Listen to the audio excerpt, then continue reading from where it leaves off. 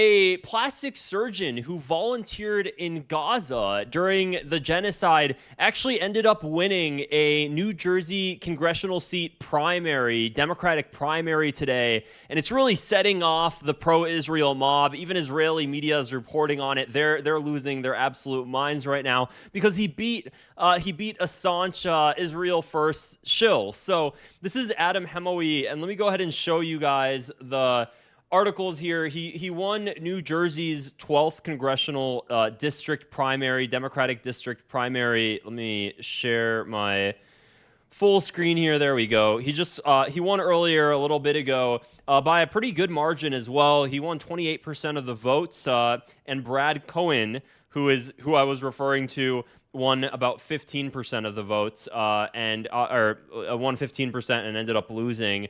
And many others. It was a very, very full primary, by the way, and he won really by a landslide in comparison to everybody else that was part of this campaign.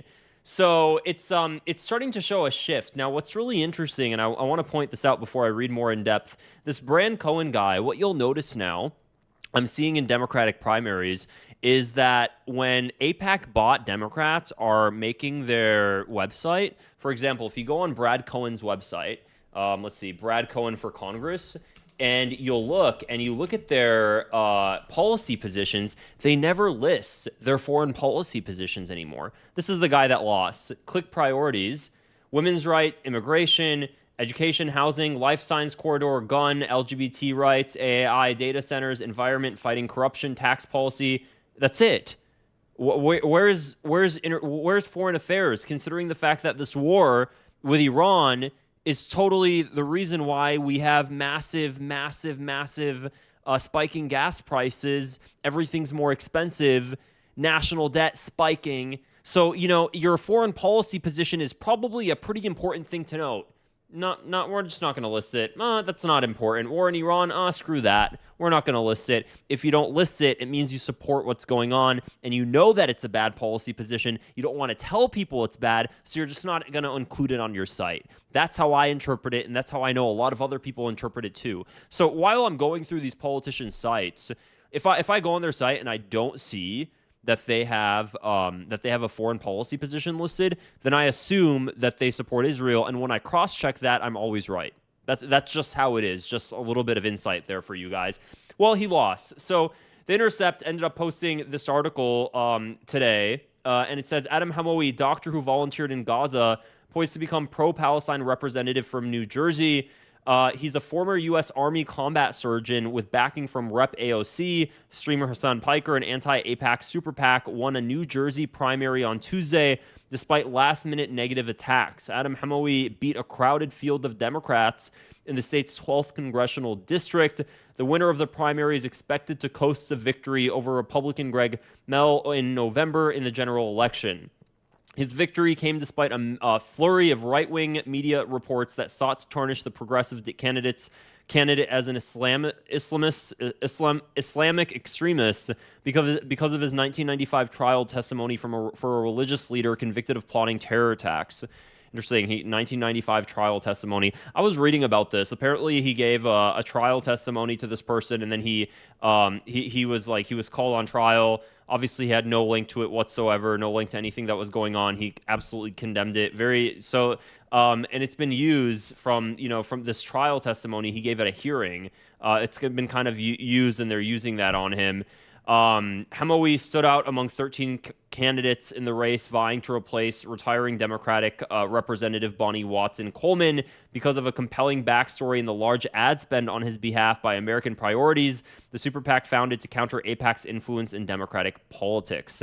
So he actually worked as a combat surgeon in Iraq in 2004. He helped save the life of Senator Tammy Duckworth when her helicopter was hit by a rock-propelled grenade, which led to the loss of both of her legs. And he ended up actually helping save her life. He also went to Gaza to provide medical aid to Palestinians wounded by Israeli forces and was temporarily trapped there after Israel closed the Rafah border crossing. So, now we're starting to see, guys, and I told you prior to these midterm primaries, I said that if I feel like if there is 10 to 15% replacement from pro-Israel to just genuinely putting American priorities first and actually giving Palestinians free, like equal rights, I said that if there was a 10 to 15% gutting out of the current type of people we have to these new people, I'd be happy. So far, it seems like 10 to 15% is kind of where we're falling. Actually, it might be a little bit higher, but I feel like we're kind of hitting the expectations that I set. I didn't want, a lot of people were hoping, oh, we're going to gut out all of Congress in this one, in these midterms. I mean, realistically, I kind of just assumed, let me set a 15% goal and then aim high. If something higher hits, then I'll be pleasantly surprised. I think so far I'm being pretty happy. I know that the group of people that are advocating against Israel is growing. Unfortunately, though, it is growing only on the left right now because the few Republicans that did call it out, well, one, they were both targeted, Marjorie Taylor Greene and Thomas Massie. And unfortunately, Thomas Massie lost. But that's not it, though. There's a lot of other politicians that are winning right now. And California's primary election results are also coming in.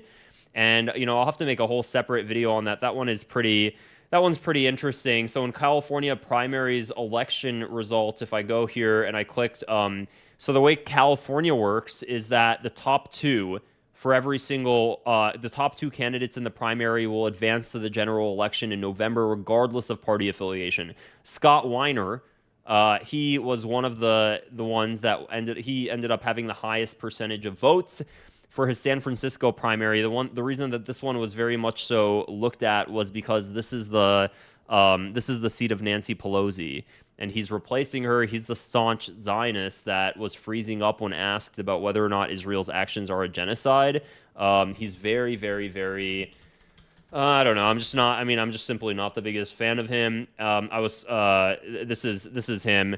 So, and he's, very, very staunch Zionist. He's, I have some friends that live in San Francisco, and I was asking him about them, and, I think that he's just really appealing to the San Francisco crowd and hoping that they don't look too much into his foreign policy. It seems like what it is, honestly. And there is a decent amount of Zionists in San Francisco as well, so we also have to consider that. But anyways, that is pretty interesting. At least, there was one win there. And, things are starting to shift. And of course, keep in mind, the guy's a former U.S. Army combat surgeon. And he also helped treat 9/11 victims while he was a doctor there as well. And he's already kind of being tarnished and branded as something that he's not. Regardless, though, hopefully we see more of a gutting out. I'm really, really hoping, more than anything, guys, is that we start to see it as well on the right. There currently aren't any politicians on the right that are running, any candidates that are running that are actually putting up a hard fight.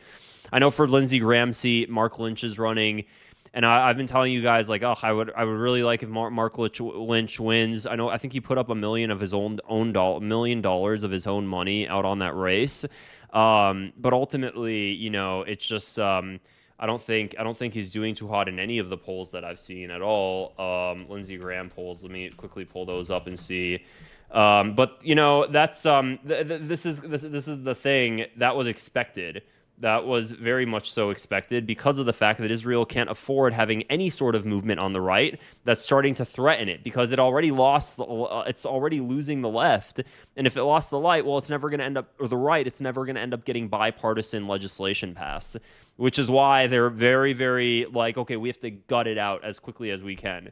Graham is already above the 50% threshold, putting him on track to avoid a runoff outright, according to a new poll. His nearest challenger trails by more than 40 points, underscoring how fragmented the field remains. Recent polling suggests consolidation is accelerating, with Graham's support rising compared to earlier surveys. Damn it. So another, I guess Graham is nowhere to be out right now. We'll see, though. Things can change, but Anyways, that is it for this video, guys. Let me know what you guys think in the comments below. If you found this video interesting, I'd appreciate it if you go ahead and click the subscribe button and give it a thumbs up as well. It helps me reach more people like you. Also, if you haven't yet, definitely consider joining as a member. If you see people in the comments with the JFK emoji or the censored emoji or all of those other emojis, you can use those emojis too if you join as a member. So if you click the join button below next to the subscribe button, you can join as a member now. You get to see member-only videos I do pretty often on here as well. Otherwise, I will talk to you guys again soon. Take care and have a great day. Bye, everybody.